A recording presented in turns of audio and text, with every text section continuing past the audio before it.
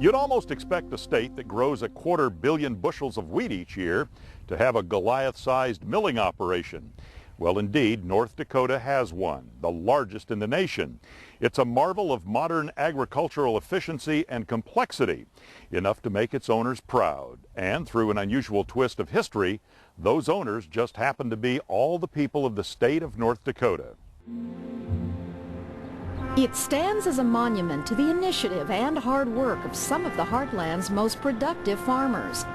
The North Dakota Mill and Elevator in Grand Forks opened for business in 1922 and began what would be a new era in agriculture in the region. Back in 1922, the market for wheat grown in North Dakota was down in Minneapolis for the most part, and prices for grain, once you deducted for freight into Minneapolis, were quite low. So North Dakota voters approved a plan to build their own mill, creating what was then and is today the only state-owned milling complex in the country. It allowed Heartland farmers to process, manufacture, and market their own wheat products, returning a better price to growers. And for more than 35 years, the mill has returned more than half of its annual profits to the state's general fund. The story of the North Dakota mill really begins right here on the farm with one of the state's signature crops. Third-generation farmer Frank Matichak, on the right, walks the field with grain buyer Jeff Birch, looking ahead to harvesting spring wheat that will ultimately make its way to the mill.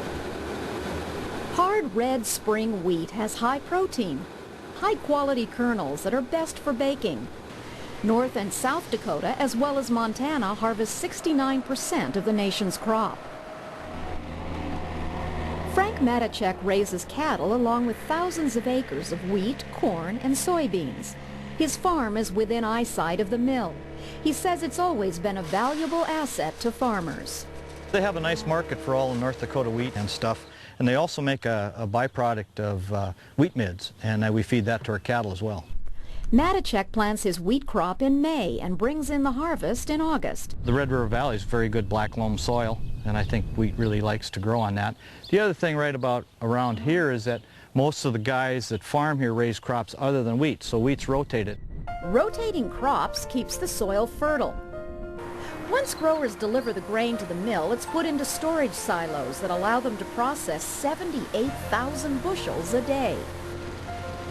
Different wheats are blended together to produce different kinds of flour. The blended wheat then goes through a series of steps from cleaning, grinding, and processing. Along the way, it's put through various quality control tests. The enrichment, which is the vitamins that we add to the flour before it's shipped to a customer. We check the level of enzyme, which is through malted barley flour, and we'll check to make sure if the customer wants it bleached. The flour is also baked into bread in the mill's test kitchen. So Bob, this looks like some pretty good bread, but why? Well, you can see it's a nice smooth interior and nice even grain here.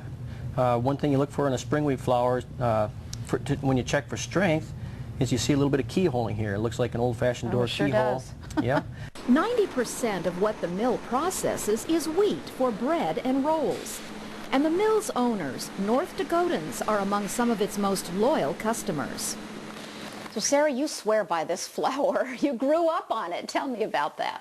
Well, it was just ingrained in me when I go shopping with my mom. Is Dakota made, and that was that.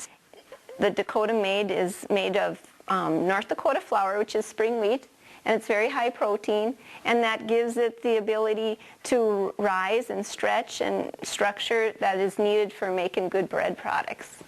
So it's the best around. You betcha. From farm field to mill to market, only 10% of the mill's products are sold in North Dakota. We ship most of it to the east, up and down the East Coast is our major markets. But we do ship to every state in the United States and also export to the Caribbean islands and some to the Pacific Rim. Looking to the future, the North Dakota mill has begun new marketing efforts to make their products more identifiable at the consumer level. Name brand flours and bread that continue a tradition that began way back in 1922.